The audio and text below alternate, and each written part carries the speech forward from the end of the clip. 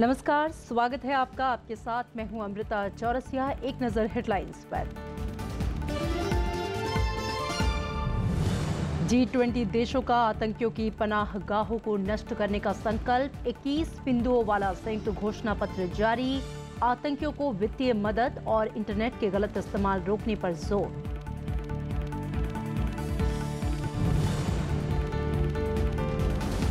आतंकवाद पर भारत के कड़े रुख का चीन ने किया समर्थन। क्षेत्रीय मुद्दों को शांति से सुलझाने पर चीन का जोर।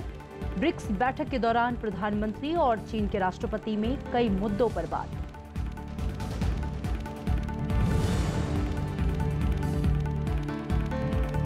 असम में 17 जिले के 4 लाख से ज्यादा लोग बाढ़ की चपेट में। अब तक 25 लोगों की मौत। पूर्वोत्तर और उत्तराखंड में भारी बारिश की चेतावनी।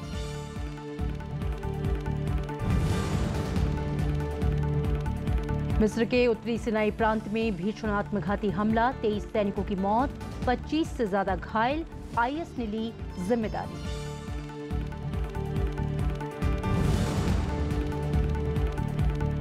और महिला विश्व कप में दक्षिण अफ्रीका से मुकाबला आज। लगातार 5वीं जीत के साथ सेमीफाइनल पर नजर।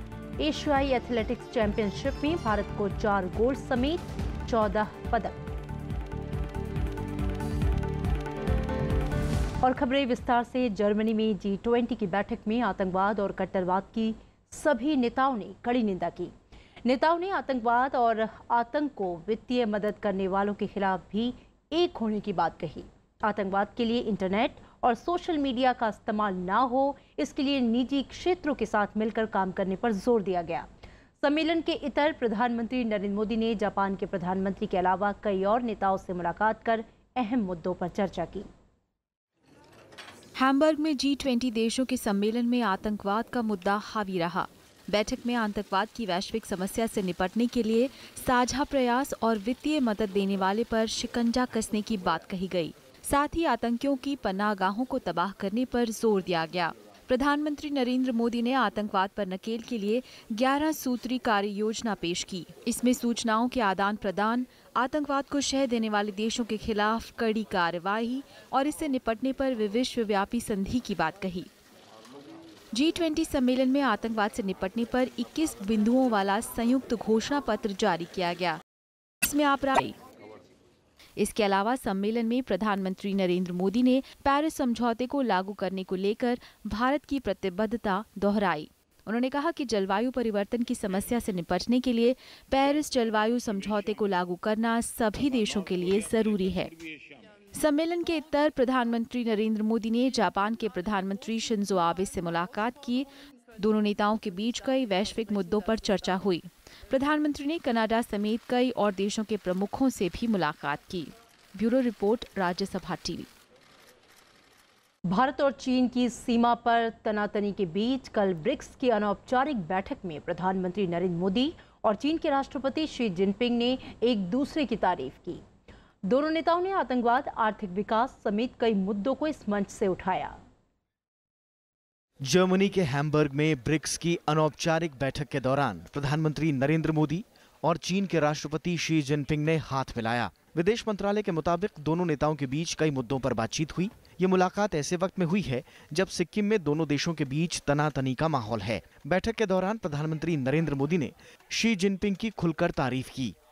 राष्ट्रपति शी की अध्यक्षता में ब्रिक्स की गतिशीलता तथा पॉजिटिव मोमेंटम ने हमारे आपसी सहयोग को और भी गहरा किया है। प्रधानमंत्री नरेंद्र मोदी ने सितंबर में चीन में प्रस्तावित ब्रिक्स की 9वीं बैठक के लिए शी जिनपिंग को बधाई दी। बैठक में नरेंद्र मोदी ने जलवायु परिवर्तन, आर्थिक विकास और आतंकवाद समेत कई मुद्दों को जोर शोर से उठाया। Terrorist franchise, terrorist financing, safe haven तथा उनके स्पॉन्सर्स के विरुद्ध G20 देशों को एकजुट होकर सुदृढ़ तथा सशक्त कार्रवाई करनी होगी। शी जिनपिंग ने आतंकवाद से लड़ने के लिए प्रधानमंत्री नरेंद्र मोदी की प्रतिबद्धता की तारीफ की। उन्होंने आर्थिक और सामाजिक विकास के लिए भी भारत की खुलकर प्रशंसा की। अखिलेश सुमन, राज्यसभा टीवी। और उपराष्ट्रपति मोहम्मद हामिद अंसारी ने कहा है कि महात्मा गांधी के सपनों का भारत अभी अधूरा है। दिल्ली के किंग्सवे कैंप में कल हरिजन सेवक संघ के एक कार्यक्रम में उन्होंने कहा कि आदर्श भारत बनाने के लिए कोशिश जारी रहनी चाहिए। उपराष्ट्रपति मोहम्मद हामिद अंसारी शुक्रवार को हरिजन सेवक संघ के परिसर पहुंचे। 1930 और 40 के दशक में गांधी जी ने दिल्ली के इसी परिसर से कई आंदोलनों को संचालित किया था। उपराष्ट्रपति ने कस्तूरबा गांधी के जीवन पर आधारित संग्रहालय का उद्घाटन किया। उन्होंने कहा कि गांधी जी जो रास्ता दिखाकर गए उसके लिए आगे और कोशिश करने की जरूरत है। गांधी जी ने जिसका ख्वाब देखा था वो देश बना के तब आराम करें, उससे पहले आराम नहीं कर सकते। अभी वो काम खत्म नहीं हुआ है। कभी कभी हम भटक भी जाते हैं, मगर ठीक है, रास्ते से भटके वापस आ गए, मालूम है रास्ता कहाँ है। सीधी सड़क वो बता के गए थे, उसी सीधी सड़क पे हमको जाना है, उसी मंजिल पे हमको पहुंचना है। इस दौरान गांधी जी की पोती तारा गांधी भट्टाचार्य भी मौजूद थी। उन्होंने कहा कि गांधी जी ने शिक्षा को हमेशा समाज में बदलाव का वाहक बताया था। लोकतंत्र में सरकार नहीं, जनता की जिम्मेदारी होती है। और जब तक हम समाज में व्यक्ति की और समाज की सामूहिक और व्यक्ति के स्तर पर जब तक हम अपनी मानसिकता नहीं बदलते हैं तब तक यह नहीं जाएगा। इसके लिए बहुत प्रयास करने होंगे और सबसे बड़ा प्रयास होगा और सबसे सफल प्रयास होगा बच्चों की शिक्षा और युवाओं की शिक्षा के लिए। हरिजन सेवक संघ की स्थापना गांधी जी ने 1932 में की थी, जिसका मकसद हिंदू समाज छूआछूत को दूर करना और प्रायश्चित करने वालों के समाज की स्थापना करना था। पंचानन मिश्रा, राज्यसभा टीवी। सीबीआई ने कल आरजेडी अध्यक्ष लालू प्रसाद यादव से जुड़े कई ठिकानों पर तलाशी ली। सीबीआई ने उनके खिलाफ भ्रष्टाचार का नया मामला दर्ज किया है। आरोप है कि लालू प्रसाद के रेल मंत्री रहते हुए आईआरसीटीसी के होटलों को लीज पर देने में गड़बड़ी हुई। आरजेडी के साथ टीएमसी ने भी इसे बदले की कार्रवाई बताया है। सीबीआई ने शुक्रवार को आरजेडी अध्यक्ष लालू प्रसाद यादव, उनके परिजनों और सहयोगियों से जुड़े कई ठिकानों पर तलाशी ली। ये कार्रवाई पटना के साथ रांची, भुवनेश्वर और गुरुग्राम में हुई। छापे सुबह 7 बजे शुरू हुए। सीबीआई ने बुधवार को मामला दर्ज किया था। जांच एजेंसी के मुताबिक ये मामला लालू प्रसाद यादव के रेल मंत्री रहते हुए आईआरसीटीसी की होटलों की लीज पर देने में गड़बड़ियों से जुड़ा है। आरोप है कि पुरी और रांची में रेलवे की होटलों को पहले आईआरसीटीसी को दिया गया, फिर उन्हें सुजाता होटल प्राइवेट लिमिटेड को रखरखाव के लिए दिया गया। प्राथमिक इंक्वायरी में ये पाया गया कि ये टेंडर अवार्ड करने में कुछ गड़बड़ियां की गई हैं और इस प्राइवेट कंपनी को फेवर्स शो किया गया है और उसकी एवज में श्री लालू प्रसाद यादव और उनकी फैमिली को पहले एक जमीन दी गई। एफआईआर में लालू प्रसाद यादव के अलावा उनकी पत्नी राबड़ी देवी, पुत्र तेजस्वी यादव, आरजेडी सांसद प्रेमचंद गुप्ता की पत्नी सरला गुप्ता, सुजाता होटल के निदेशक विनय कोचर और विजय कोचर के साथ डेलाइट मार्केटिंग कंपनी और आईआरसीटीसी के पूर्व एमडी पीके गोपाल का नाम है। लालू यादव ने इसे राजनीतिक बदले की भावना के तहत कार्रवाई बताया है। उन्होंने कहा कि टेंडर की प्रक्रिया उनके रेल मंत्री बनने से पहले ही पूरी हो चुकी थी। मेरे रेल मंत्री बनने के पहले ही एनडीए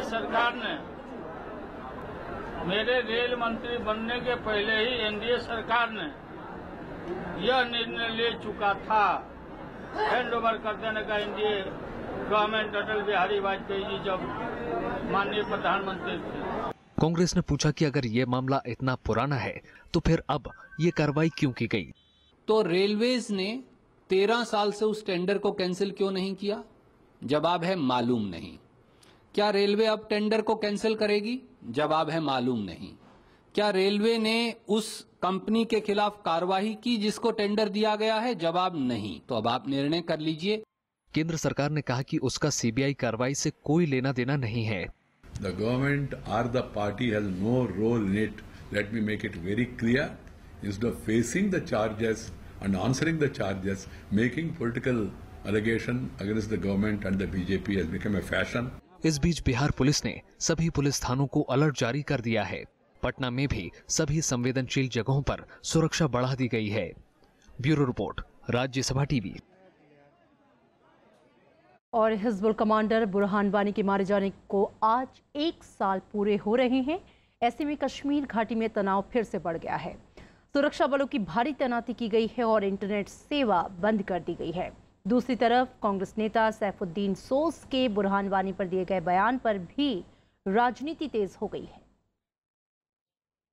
हिजबुल आतंकी बुरहान वानी की मौत की पहली सालगिरह पर कश्मीर में भारी संख्या में सुरक्षा बलों की तैनाती की गई है।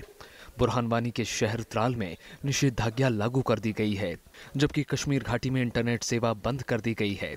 किसी भी तरह के प्रदर्शन को रोकने के लिए अर्धसैनिक बलों को चौकन्ना कर दिया गया है। जो एंटिसिपेशन है उसमें यही चल रहा था कि कहीं ना कहीं कुछ प्रोग्राम किए जा सकते हैं या सेपरेटिस्ट द्वारा कोई कॉल दी जा सकती है, बट अभी तक ऐसा कोई दिख नहीं रहा। वहां सिक्योरिटी बीफ अप करी गई है। पूर्व केंद्रीय मंत्री सैफुद्दीन सोस के इस बयान से भी राजनीतिक गलियारे में हलचल मची हुई है, जिसमें उन्होंने कहा कि बुरहान वानी को जिंदा पकड़ा जाना चाहिए था।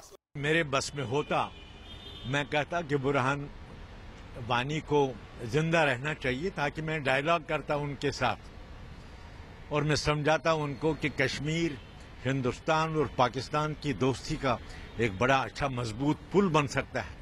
बीजेपी ने इस पर तीखी प्रतिक्रिया जताई है। बीजेपी का कहना है कि आतंकियों से सुरक्षा बल ही निपटेंगे।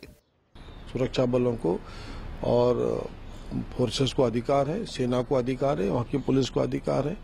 पुलिस भी अच्छा काम कर रही है। किसी के नाम से नहीं, आतंकी आतंकी होता है, उसको समाप्त करना, आतंकवाद भी समाप्त करना हमारा ध्येय है, लक्ष्य है। हालांकि एनपीपी समेत कश्मीर की कई पार्टियों ने सैफुद्दीन रोज के बयान का समर्थन किया है। इन पार्टियों का कहना है कि कश्मीर में शांति बहाली के लिए बातचीत ही एकमात्र रास्ता है। Bureau report, Rajya Sabha TV. Jammu Kashmir के बांदीपुरा जिले के हाजन इलाके में आज तड़के कुछ आतंकियों ने सेना के काफिले पर हमला कर दिया। इस हमले में 2 जवानों के घायल होने की खबर है।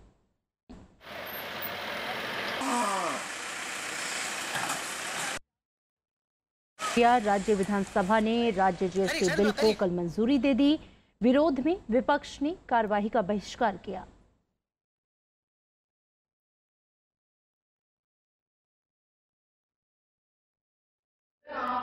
जम्मू कश्मीर विधानसभा ने ध्वनिमत से राज्य जीएसटी बिल पारित कर दिया। इस दौरान विपक्ष के विधायक सदन में नहीं थे। वित्त मंत्री हसीब द्राबू ने बिल पेश किया।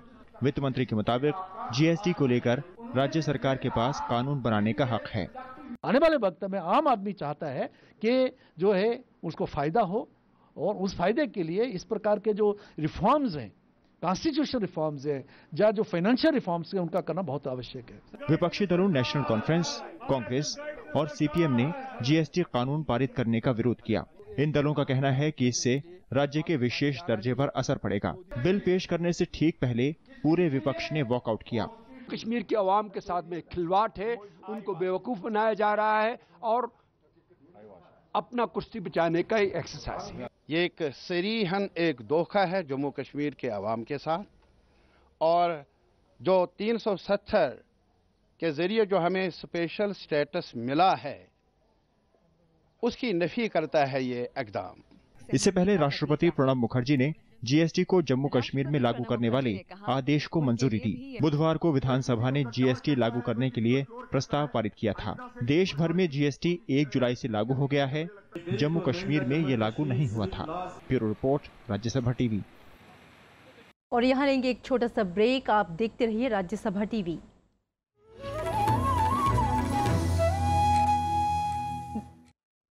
देश के नए उपराष्ट्रपति के चुनाव कार्यक्रम का ऐलान हो गया है। अधिसूचना के साथ नामांकन की प्रक्रिया शुरू हो गई है। 18 जुलाई तक नामांकन दाखिल किए जा सकेंगे। 19 जुलाई को नामांकन पत्रों की जांच होगी। 21 जुलाई तक नाम वापसी हो सकेगी। जरूरत पड़ने पर 5 अगस्त को मतदान होगा और इसी दिन परिणाम घोषित होंगे। राज्यसभा के महासचिव शमशेर के शरीफ उपराष्ट्रपति चुनाव के निर्वाचन अधिकारी हैं।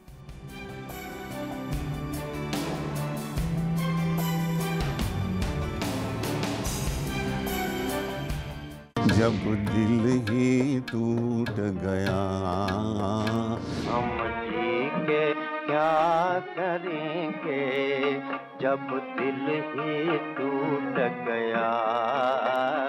मिटती आस है जो सखियन की,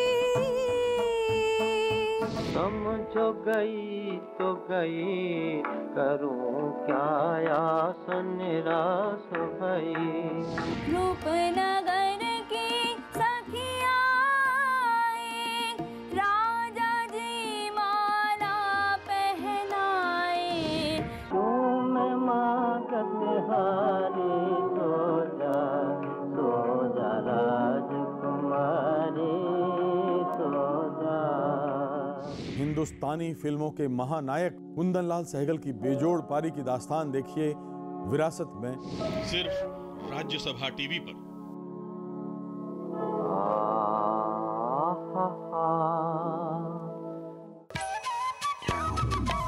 आदिवासी आबादी, आदिवासी समाज, राज्यसभा टेलीविजन उठाएगा उनके मुद्दे, बनेगा उनकी आवाज। मैं भी भारत कार्यक्रम में हम देश की जनजातियों के बारे में जानने समझने की कोशिश कर रहे हैं। एक बाहर जाए, एक घर पर रहे, बसा बसीन पड़ा हुआ, तो एक बाहर जाए क्या कमाई। मक्का और ज्वार काटने के बाद में मजदूरी के अलावा दूसरा कोई उपचार नहीं है। ये काम तो करवा देते, लेकिन पिछले 5 साल के आज तक मजदूरों को पैसा नहीं मिला। भारत के टेलीविजन इतिहास में पहली बार भारत के आदिवासियों पर विशेष श्रृंखला, मैं भी भारत।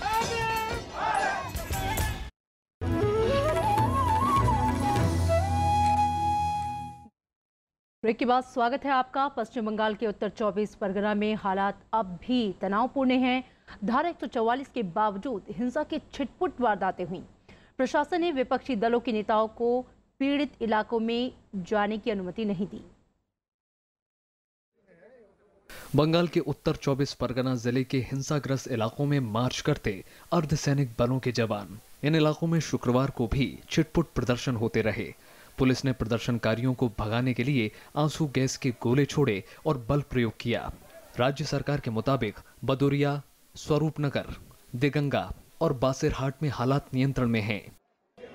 वाम दलों के नेताओं ने शुक्रवार को हिंसाग्रस्त इलाकों में जाने की कोशिश की, लेकिन पुलिस ने उन्हें रोक दिया। कांग्रेस के प्रतिनिधिमंडल भी वहां का दौरा करने वाले थे, लेकिन पुलिस ने उन्हें भी आगे नहीं बढ़ने दिया। बीजेपी नेताओं को भी पुलिस ने दौरे की अनुमति नहीं दी।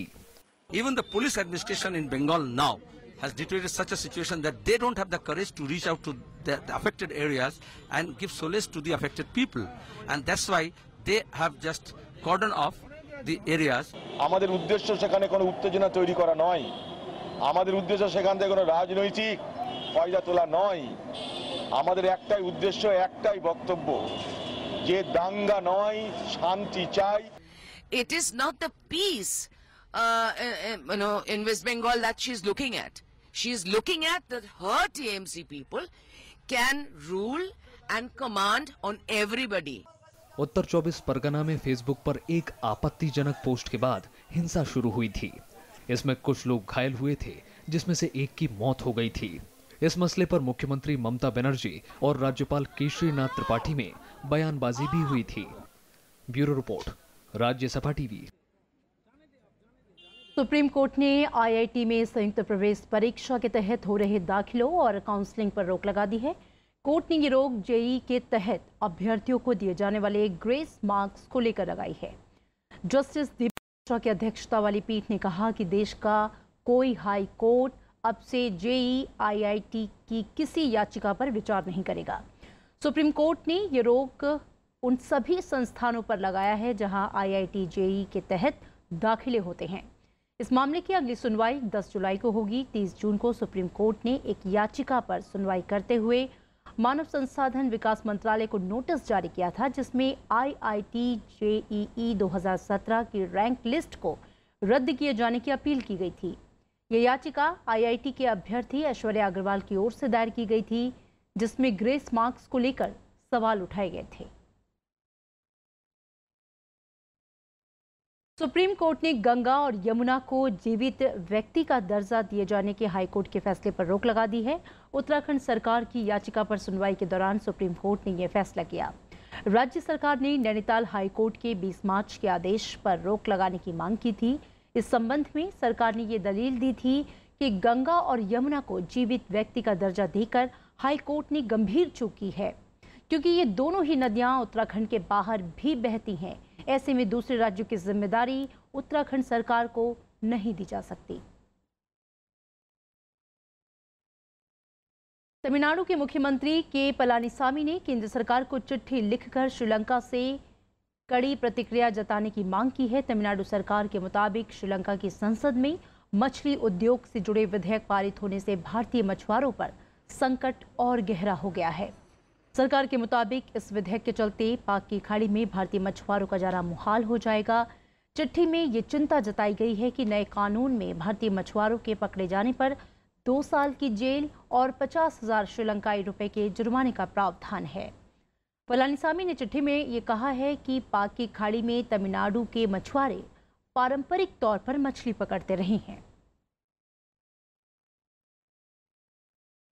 और सुप्रीम कोर्ट ने बीसीसीआई के पूर्व अध्यक्ष अनुराग ठाकुर के माफीनामे को नामंजूर कर दिया है। हालांकि कोर्ट ने उनके खिलाफ अदालत की अवमानना और कोर्ट में गलत बयानी के मामले को बंद करने को तैयार है, लेकिन इसके लिए कोर्ट ने उन्हें बिना शर्त माफीनामा दाखिल करने को कहा है। इसके लिए सुप्रीम कोर्ट ने उन्हें 14 जुलाई को पेश होने का आदेश दिया है। कोर्ट ने कहा है कि माफीनामे की भाषा एकदम स्पष्ट होनी चाहिए।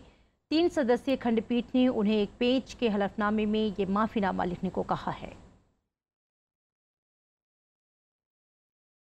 और इफ्को कृषि और सामान्य बीमा के क्षेत्र के और मजबूती से विस्तार की तैयारी में है। उसका फोकस छोटे किसान हैं।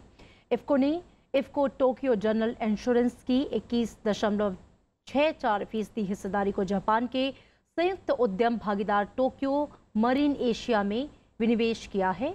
अब टोक्यो मरीन की हिस्सेदारी 26% से बढ़ाकर 49% हो गई। इफ्को ने 2000 में बीमा क्षेत्र में प्रवेश किया था। अब ग्रामीण इलाकों में ये मजबूत ब्रांड के रूप में उभरा और इस क्षेत्र की 4थी सबसे बड़ी कंपनी बन गया है।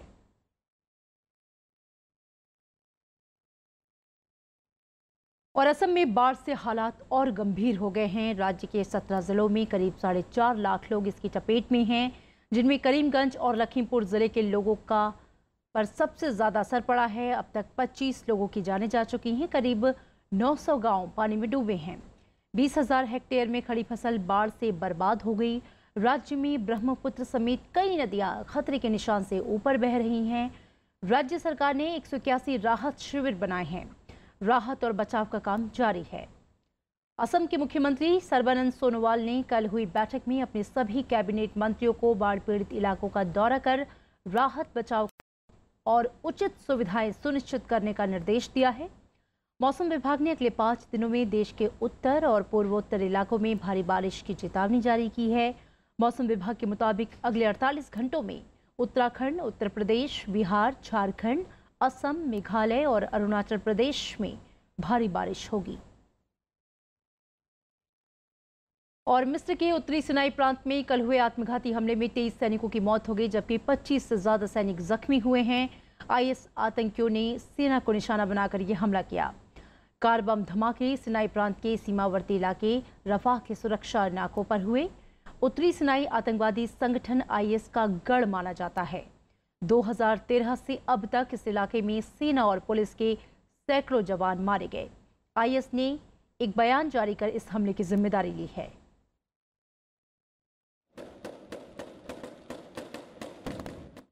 और अब खेल की खबर। आईसीसी महिला क्रिकेट विश्व कप में लेस्टर में भारत का मुकाबला दक्षिण अफ्रीका से आज होगा। इंग्लैंड, वेस्टइंडीज, पाकिस्तान और श्रीलंका को हराकर लगातार 4थी जीत दर्ज करने के साथ ही टीम इंडिया इस समय अंक तालिका में ऑस्ट्रेलिया के बाद दूसरे स्थान पर है। मैच भारतीय समय के अनुसार दोपहर 3 बजे से शुरू होगा। अब तक वनडे मैच में भारत ने अपने 4 मैच जीते हैं। ये मैच सेमीफाइनल के लिए खेला जाएगा।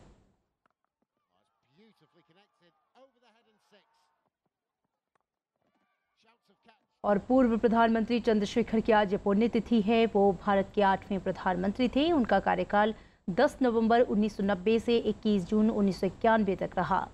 उनका जन्म 1 जुलाई 1927 को उत्तर प्रदेश के बलिया जिले में हुआ। छात्र जीवन से ही राजनीति की ओर आकर्षित चंद्रशेखर 1977 से 1988 तक जनता पार्टी के अध्यक्ष रहे। आमतौर पर राजनेता अपनी पार्टी के खिलाफ बात नहीं करते, लेकिन पूर्व प्रधानमंत्री चंद्रशेखर का व्यक्तित्व ऐसा नहीं था। उन्हें जो सही लगता था वो निष्पक्षता के साथ करते थे। चंद्रशेखर पक्ष और विपक्ष को लेकर हमेशा बीच का रास्ता अपनाते थे। उन्होंने व्यक्तिगत राजनीति की हमेशा खिलाफत की और वैचारिक सामाजिक परिवर्तन की राजनीति का समर्थन किया। और अब चलते चलते एक नजर हेडलाइंस पर।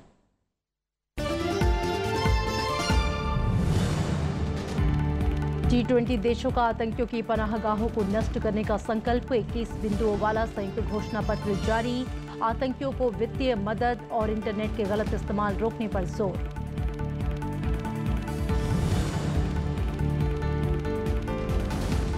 आतंकवाद पर भारत के कड़े रुख का चीन ने किया समर्थन। क्षेत्रीय मुद्दों को शांति से सुलझाने पर चीन का जोर।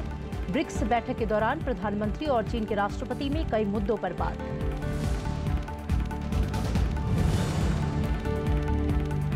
असम में 17 जिले के 4 लाख से ज्यादा लोग बाढ़ की चपेट में। अब तक 25 लोगों की मौत। पूर्वोत्तर और उत्तराखंड में भारी बारिश की चेतावनी। मिस्र के उत्तरी सिनाई प्रांत में भीषण आत्मघाती हमला, 23 सैनिकों की मौत, 25 से ज्यादा घायल। आईएस ने ली जिम्मेदारी। और महिला विश्व कप में दक्षिण अफ्रीका से मुकाबला आज। लगातार 5वीं जीत के साथ सेमीफाइनल पर नजर। एशियाई एथलेटिक्स चैंपियनशिप में भारत को 4 गोल्ड समेत 14 पदक। और फिलहाल खबरों में इतना ही। आगे देखिए देश देशांतर।